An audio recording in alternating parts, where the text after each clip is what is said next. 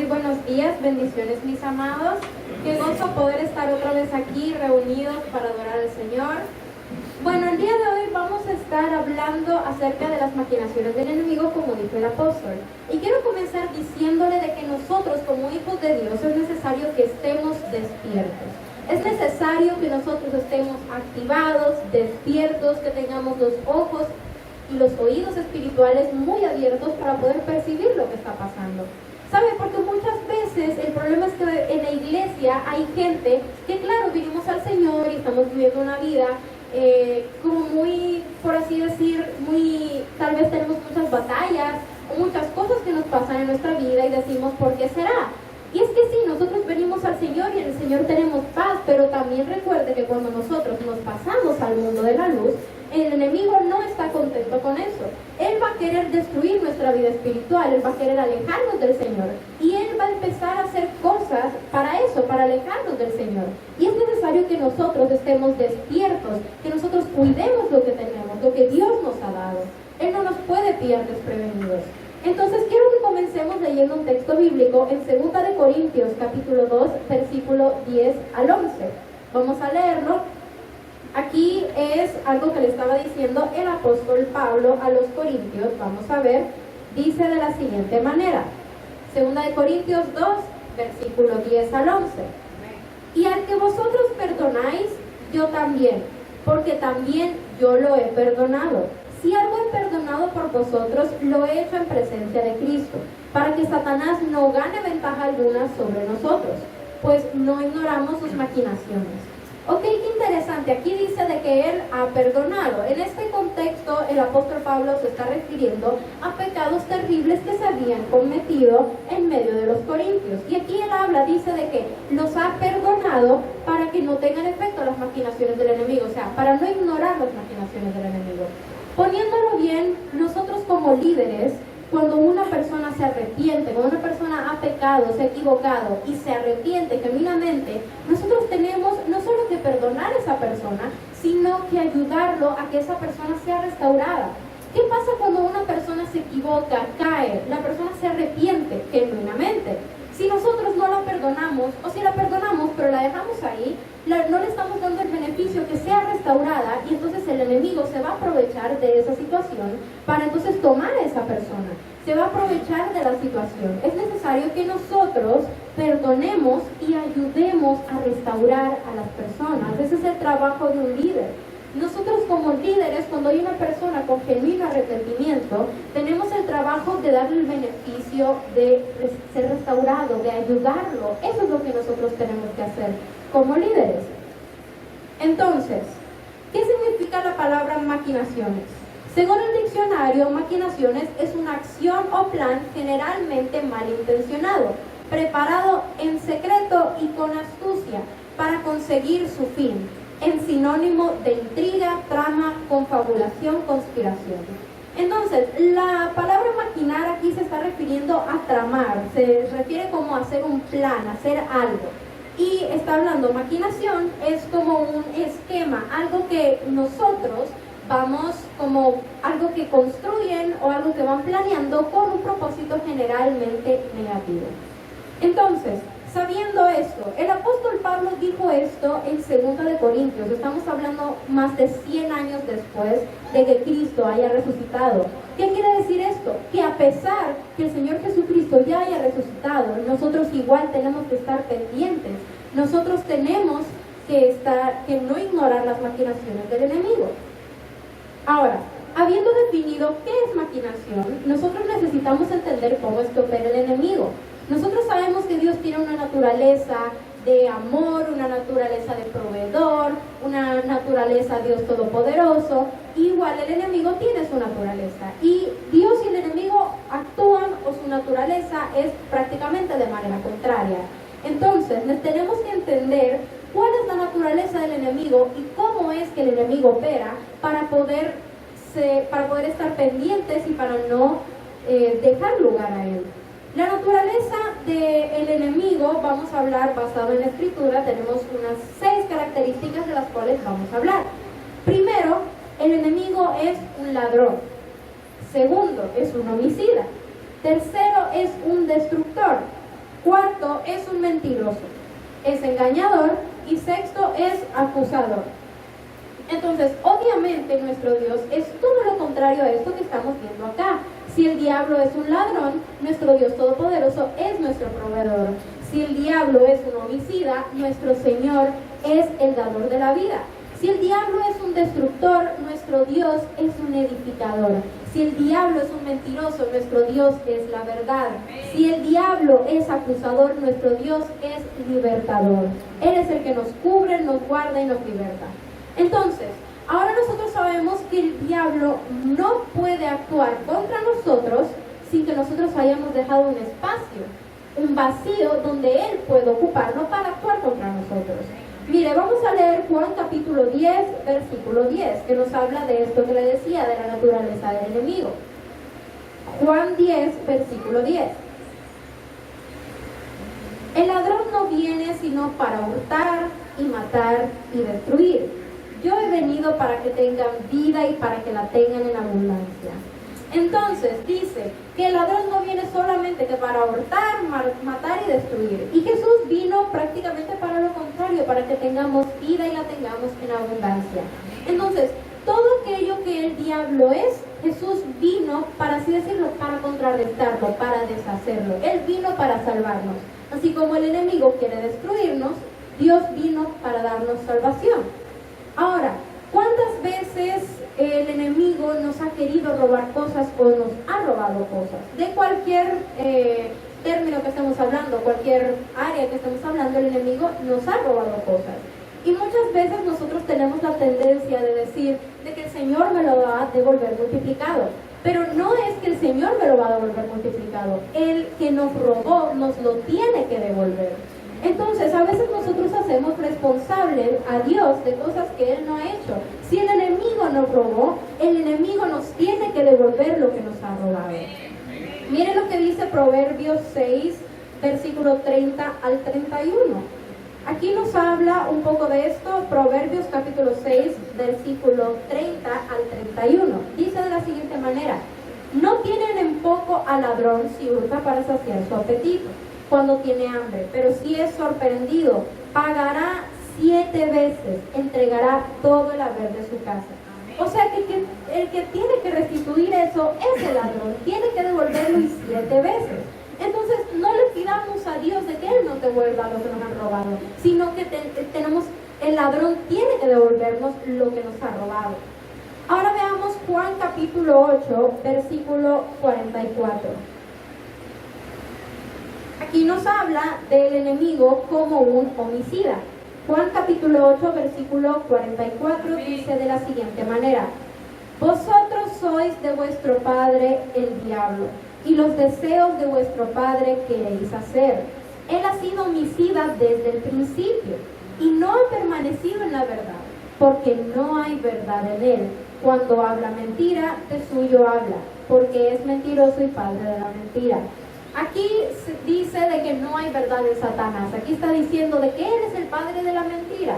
Pero una cosa muy interesante es que dice de que él ha sido homicida desde el principio. Muchas veces cuando alguien escucha que dice que él ha sido homicida desde el principio, creen que se refieren a cuando Caín mató a Abel. Pero de hecho esto viene desde antes, desde el principio. ¿Qué fue lo que él hizo con la mujer cuando estaba en el huerto? Él tentó a la mujer, él le habló a la mujer para que ella tomara la decisión de probar el fruto que no tenían que probar. El enemigo sabía muy bien de que eso le quitaría la vida eterna.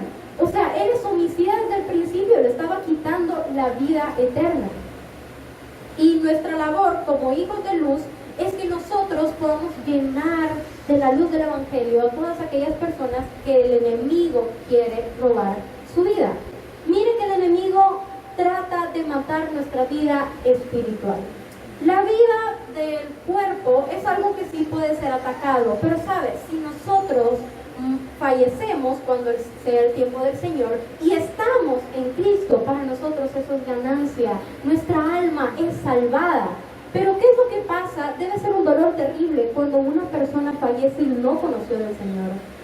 Que una persona que era un familiar de nosotros, un amigo de nosotros, alguien cercano a nosotros, haya fallecido sin conocer el Evangelio. Es nuestro trabajo llevar el evangelio a esas vidas para que sean salvadas. Porque el enemigo no va a parar de tratar de robar esas almas, de que esas almas no sean salvadas. Va a querer matar su vida espiritual, va a querer llevarse esas vidas. Pero nosotros no debemos ignorar esto. Tenemos que llevar el evangelio a nuestra familia, a nuestros vecinos, la gente que está en nuestro entorno, en todo momento. Es necesario que nosotros estemos ahí. El deseo de Dios es que todos procedan al arrepentimiento y que puedan ser salvos, que tengan vida eterna. Y obviamente el enemigo va a estar tratando que estas personas no tengan la salvación. Por eso es importante también que nosotros nos estemos cubriendo como familia y como congregación. Miren lo que dice en el contexto de la familia, Hechos capítulo 16, versículo 31. Hechos capítulo 16, versículo 31. Aquí en este texto, yo quiero que usted lo tome como si es para usted. Si usted lo toma como para usted y lo declara para su vida, usted tiene que creerlo. Así que vamos a leer Hechos 16, 31. Ellos dijeron: cree en el Señor Jesucristo y serás salvo, tú y tu casa. Serás salvo tú y tu casa. Y si tú tomas esa promesa para ti, si tú tomas esa palabra para ti, es necesario que tú la creas. Si tú has creído en el Señor Jesucristo, toda mi casa tendrá que ser salva, porque la Escritura lo dice. Entonces, es necesario que usted lo crea, que usted lo abrace, que usted tome esa palabra. Pero también tiene que orar en base a esa palabra. Tiene que estar orando por sus parientes, tiene que estar orando por su familia. Si hay alguien que no ha tenido todavía la salvación, nosotros tenemos que estar orando para que esa persona pueda tener la oportunidad de la salvación. Porque el enemigo siempre va a tratar de matar a las personas antes que conozcan la vida eterna. Y nosotros tenemos que estar alerta y no permitir esas maquinaciones del enemigo, porque él es un homicida. Usted tiene que estar cubriendo en oración a toda su familia, a los que usted ama. Usted debe creer la palabra con fuerza y con intensidad. ¿Sabe?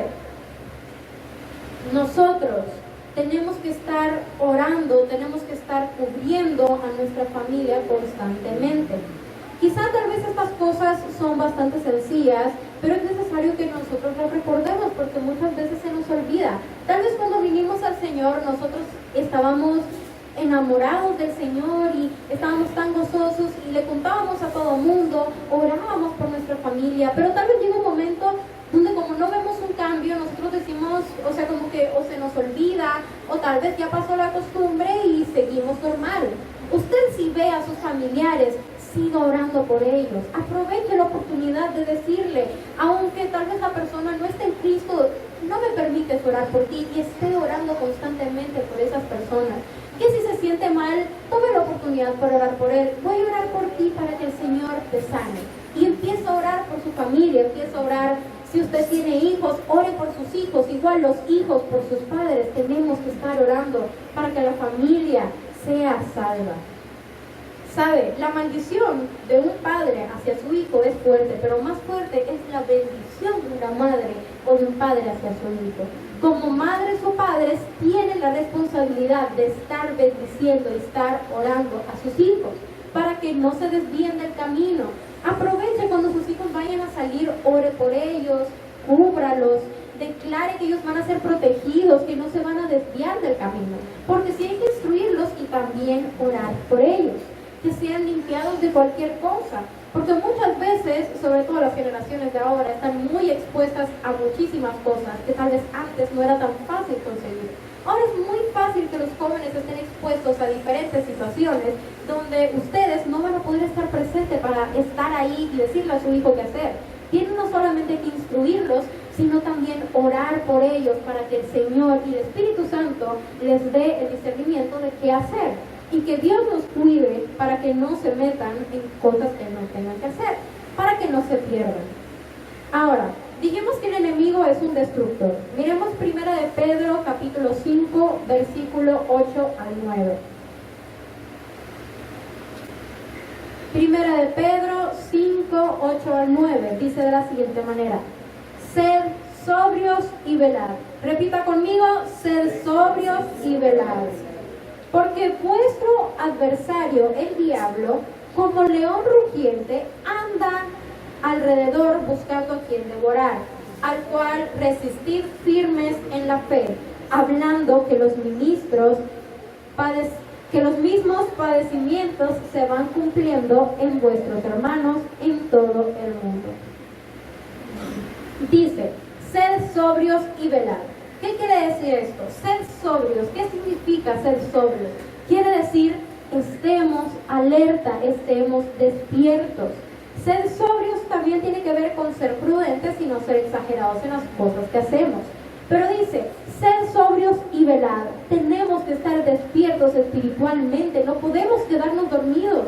Tenemos que estar pendientes, de estar despiertos, porque el adversario está como león rugiente buscando a quien devorar. No es un león, es como un león rugiente que está buscando a quien devorar, pero no es un león. Lo que él hace es que anda rugiendo buscando a quien puede devorar. Ahora solamente él va a poder devorar al que le da la oportunidad, al que deja un vacío de autoridad. Si nosotros nos dormimos y dejamos un vacío de autoridad, el enemigo va a querer meterse con nuestra familia, con nuestra vida y con todo lo que pueda. Nosotros necesitamos resistir firmes en la fe del Hijo de Dios. Entonces, la fe del Señor Jesucristo es para que nosotros nos mantengamos firmes. ¿Qué quiere decir esto? Que no se muevan ni a izquierda ni a derecha, que estén firmes, que estemos firmes en la fe, de que Él es nuestro protector, que Él es nuestro cuidador, que Él es el que ha vencido al enemigo. Pero muchas veces nosotros lo repetimos y decimos, sí, Él es nuestro protector, Él es todopoderoso, Él es mi proveedor, pero lo hacemos como recitar lo que siempre decimos, pero no lo hacemos como si verdaderamente lo creyéramos. Porque yo creo que a veces si nosotros creyéramos verdaderamente lo que estamos diciendo, no actuaríamos como actuamos. Un Dios todopoderoso que te sana, que te liberta, que es el creador del universo. Tener un Padre, que Él es tu Padre. ¿Cómo? Si nosotros realmente lo creyéramos con esa fe, tal vez muchas cosas no las haríamos como las hacemos. Entonces, de acuerdo a la Escritura, si nos mantenemos firmes en la fe del Hijo de Dios, aunque Él ande alrededor rugiendo y queriendo atacarnos, Él no nos va a poder devorar porque estamos firmes. El enemigo no te va a poder tocar. Ahora, fíjese que la Escritura no nos dice que huyamos, porque muchas veces esa es la tendencia. Cuando tenemos algún problema, una dificultad, cuando el enemigo anda rugiendo, nosotros a veces tenemos esa tendencia. Pero ¿sabe? ¿Usted se acuerda lo que pasó cuando David enfrentó a Goliat? Goliat estaba ahí diciendo un montón de cosas, estaba prácticamente, por así decirlo, instándolo como a desesperarlo, a que se molestara, le estaba hablando, estaba como león rugiendo. Pero David simplemente llegó y le dijo que él venía en el nombre de los escuadrones del ejército del Señor. Entonces, lo que el enemigo hacía era simplemente intimidarlo, quería intimidarlo, pero David no se dejó intimidar. ¿Por qué? Porque él sabía que él venía con la protección del Todopoderoso. Él sabía que lo que él hacía, lo hacía con la protección del Rey. Entonces, él no se dejó intimidar. Por eso necesitamos estar firmes en la fe, firmes en la palabra. Es necesario. Y a veces no es fácil. A veces es fácil decir que tenemos que resistir y estar firmes, pero a veces no es fácil estarlo. Es importante que nosotros estemos activados, que nosotros estemos despiertos. ¿Sabe? Si usted en algún momento está pasando por dificultades y si usted siente de que hay cosas en su vida que no sabe qué hacer, vuelva otra vez a buscar esas palabras, vuelva a la Escritura, tome las promesas, lo que dice de nosotros, todas las promesas que son para nosotros, léalas, escúchelas, hágalas parte de su vida, que la Biblia no simplemente sea un libro que leamos, sino que sea una verdad, que sea algo que es parte de nuestra vida, una realidad. ¿Sabe por qué hay muchas personas que miran la Biblia como simplemente un libro más? Un libro que leen y que sí, lo tenemos que leer porque es la palabra de Dios y todo. Pero la Biblia cambia cuando usted lo hace con revelación y verdaderamente entiende lo que dice.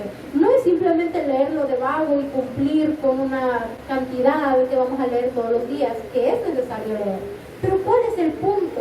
Que estemos leyendo, si es como que estamos leyendo, pero literal solamente estamos viendo las palabras, pero no lo estamos entendiendo. Hay gente que a veces lee la escritura y ni siquiera está prestando atención a lo que está leyendo. Y cuando termina de leer, está contento de que dice, es que yo leí tanto, leí todo esto. Pero realmente, ¿usted entendió lo que acaba de leer o simplemente lo está haciendo por compromiso? Lea la escritura, busque las promesas, empiece a vivirla. Ahora, necesitamos estar leyendo y estar oyendo la palabra de Dios, dijimos. Es necesario que nosotros lo veamos como una realidad, que Él es mi provisión, que Él es mi justicia, que Él es mi sanador, que Él es mi paz. Entonces, el Señor dice que el diablo, no hay un momento donde Él diga que el diablo no nos va a atacar, porque el enemigo va a buscar cómo destruirnos. Eso va a ocurrir. Lo que Dios te dice es que estés firme en la fe, es que resistas, es que estés firme en su palabra.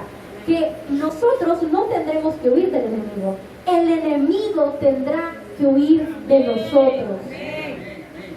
Entonces, el enemigo es un destructor. Cuando hablamos de destrucción se refiere, puede ser muchos contextos, pero mayormente nos referimos al físico o a lo natural. Él es un destructor y nosotros vemos en la escritura de que hay personas que tal vez estaban atadas a enfermedades o a cosas, pero fueron sanadas y fueron libradas. O sea, nosotros tenemos que estar no solamente firmes, sino que tener conocimiento que nosotros también tenemos autoridad. Y ¿sabe? A veces hay muchas personas de que como sienten algo físico, natural, creen que es algo físico y natural. Y ¿sabe? Es algo que muchas veces pasa, porque cuando nosotros sentimos algo naturalmente, el ser humano pues está creado para eso, para defendernos o realmente para examinarnos. Nosotros desde pequeños hemos sido educados de que si yo siento algo en mi cuerpo que no está bien, pues ya me empiezo a preocupar y empiezo a pensar qué podré tener. Y mucha gente va directo al médico o va directamente a las pastillas, a medicarse u otras cosas. Y la gente empieza a declarar de que si yo tengo este problema, ya lo hago parte de mi vida y digo, bueno, yo tengo esto, tengo lo otro, es por la edad. Todo el mundo tiene sus propias cosas que a veces sentimos y a veces no nos ponemos a pensar que realmente es el enemigo, es el destructor que quiere acabar con nuestra salud. Muchas veces ocurre que nosotros nos sentimos mal y vamos corriendo al doctor y a las medicinas y empiezan a salir más problemas y otras cosas.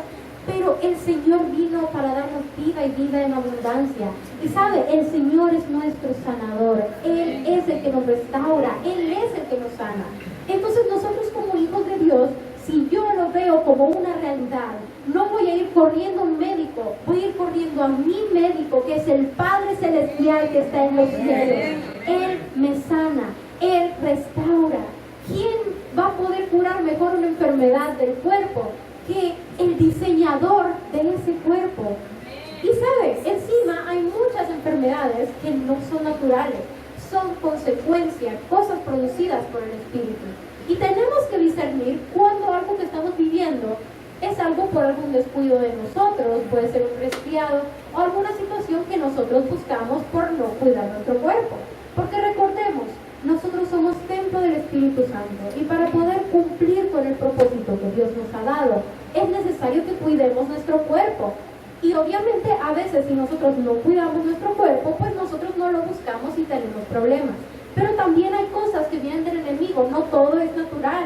Hay cosas que son opresión, hay cosas que es el enemigo buscando acabar con nuestra salud. Entonces, muchas veces el enemigo está atacando con enfermedades, con cosas para destruir, inclusive a los ministerios. ¿Sabe que muchas veces el enemigo empieza a atacar a los cabezas de familia, a los ministros, a la gente que está cubriendo a otros? ¿Y sabe qué pasa? No es solamente porque él sabe que si derriba a la cabeza, entonces va a haber un desorden, sino porque la cabeza está orando por toda la congregación o el cabeza de familia está orando por la familia pero la familia no ora por el cabeza.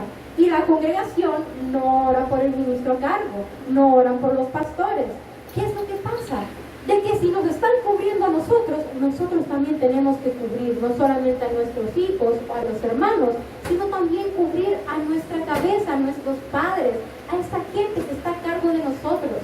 Porque si alguien está orando por todo el mundo, ¿quién ora por él? ¿Quién ora por el cabeza? Pues los hijos también tienen que levantarse.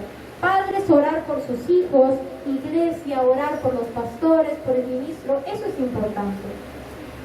Mire, vamos a leer Lucas capítulo 13, versículo 11, que dice de la siguiente manera: y ahí había una mujer que desde hacía 18 años tenía un espíritu de enfermedad y andaba encorvada y en ninguna manera se podía enderezar. Cuando Jesús la vio, la llamó y le dijo: mujer, eres libre de tu enfermedad. Y puso las manos sobre ella. Y ella se enderezó luego y glorificaba a Dios. Ahora miremos lo que dice el verso 16. Y a esta hija de Abraham, que Satanás había atado 18 años, no se le había de desatar de esta ligadura en el día de reposo. Entonces, Jesús lo hizo en el día de reposo. Y aquí lo que me llama la atención es que dice que era una hija de Abraham. ¿Qué quiere decir? Que estos, por así decir, ataques del enemigo no solamente son contra la gente del mundo. Nosotros en la iglesia podemos y constantemente el enemigo está buscando atacarnos. Y saben, Jesús viene y le dice: eres libre de tu enfermedad. ¿Por qué eres libre de tu enfermedad? Porque no era algo natural. El enemigo, el destructor, la había tocado y por eso es de que tenía esa enfermedad. Entonces nosotros tenemos que estar alerta, nosotros tenemos que despertarnos, nosotros tenemos que levantar oración y cobertura en relación también al cuerpo físico, no solamente a la vida espiritual, sino también al cuerpo físico, a los pastores, líderes, autoridades de la casa. Necesitamos cubrir en oración con la sangre del Cordero a los miembros de nuestra familia, de nuestra congregación y a los cabezas. Es necesario. Necesitamos poder discernir cuando es algo de un espíritu de enfermedad y no algo de una circunstancia natural. Mire, dice la Escritura que el diablo es mentiroso y que es padre de la mentira. O sea que todo lo que el diablo habla es contrario a la verdad, porque su naturaleza es eso, es mentira. Es contrario a la naturaleza de Dios, que es la verdad. Ahora, nosotros tenemos que examinar cuando algo que estamos viviendo es algo natural o es una artimaña del enemigo contra nuestra vida.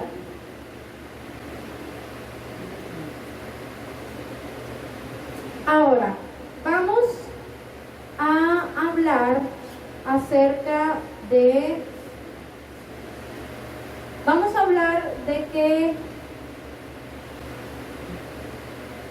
Vamos a leer un texto en 2 de Corintios, capítulo 11, versículo 3.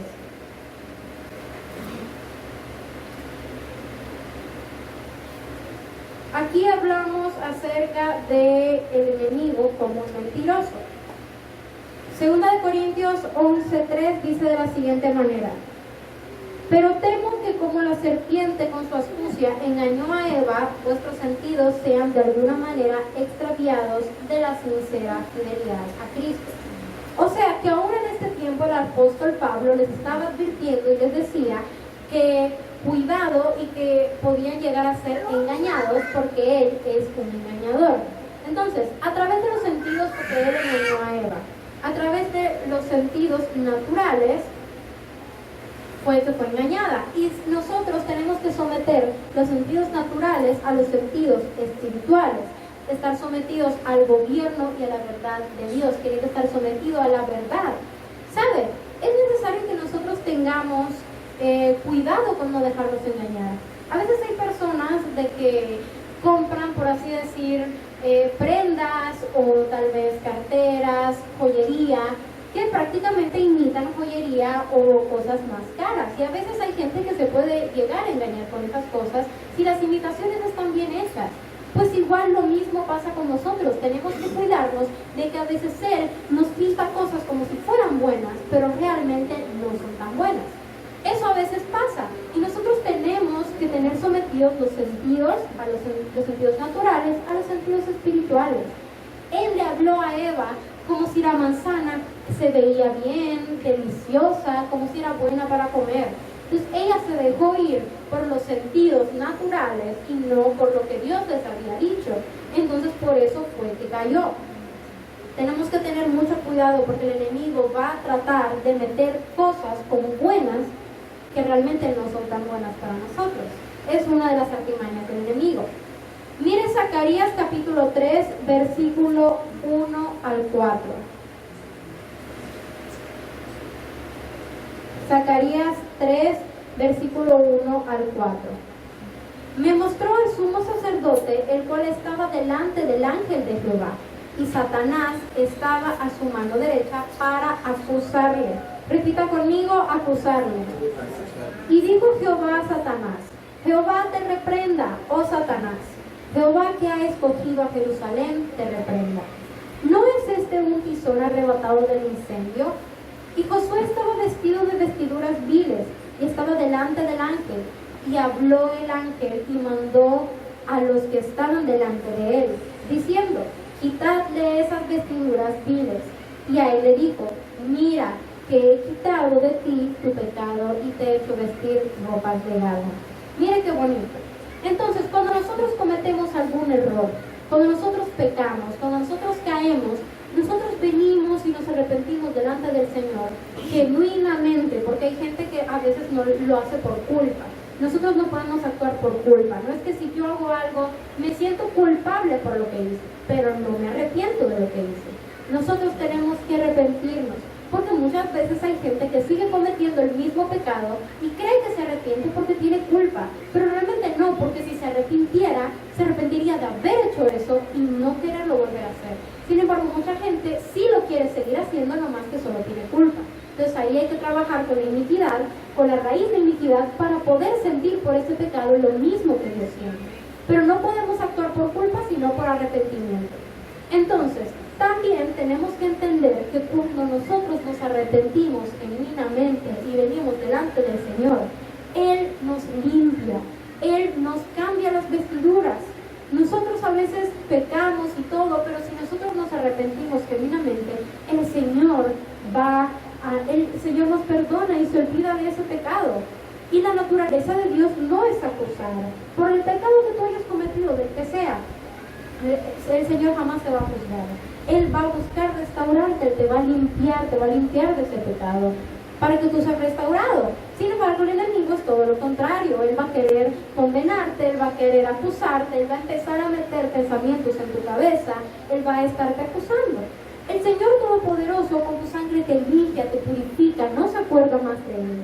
El que te habla acerca de eso malo es el enemigo. Entonces, muchas veces cuando nosotros estamos en condenación, no hacemos caso a sus pensamientos, estamos, por así decirlo, no vivimos en la gracia. No podemos tomar la gracia si nosotros tenemos ese pensamiento y dejamos y hacemos caso a eso. Porque muchas veces el enemigo también trabaja con los pensamientos. Entonces, si nosotros estamos recibiendo esas voces que nos están acusando, que nos están haciendo recordar las cosas malas, nos están haciendo recordar lo pecaminoso, lo que hicimos, la desobediencia, entonces nosotros no vamos a poder vivir plenamente en Cristo, no vamos a poder tomarles la gracia porque no lo vamos a ver, no vamos a tener entendimiento de eso. Es necesario que nosotros pidamos perdón y nos arrepintamos, pero también tener entendimiento que tenemos la gracia y que el Señor Jesús murió en la cruz por nuestros pecados. Ahora, es necesario que nosotros entendamos de que el enemigo muchas veces ataca a la mente. El enemigo ataca a veces a la mente y eso es lo que nosotros nos puede llevar a caer o nos puede llevar a vivir en problemas.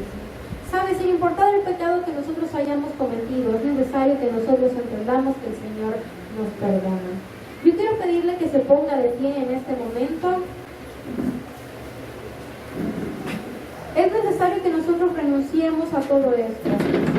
Cerremos nuestros ojos y digámosle al Señor, no sé si hayamos cometido algún error, todos hemos pecado, necesitamos, cierre sus ojos y levante sus manos y vamos a decirle al Señor, Padre amado que estás en los cielos, hoy, repita conmigo, hoy yo renuncio a las vestiduras viles.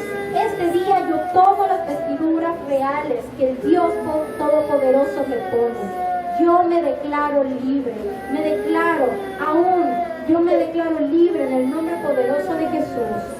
Vamos a reprender al enemigo en el nombre poderoso de Jesús. Yo reprendo en el nombre poderoso de Jesús al enemigo que me acusa constantemente, que me tiene agobiado. En el nombre poderoso de Jesús yo reprendo toda condenación, toda acusación del diablo, no la recibo. En el nombre poderoso de Jesús, porque yo he sido perdonado, he sido limpiado. Y comprométase con el Señor a hacer un pacto de que desde este día vamos a cambiar, que desde este día el Señor hoy nos está despertando y son abiertos tus ojos y oídos espirituales en el nombre poderoso de Jesús.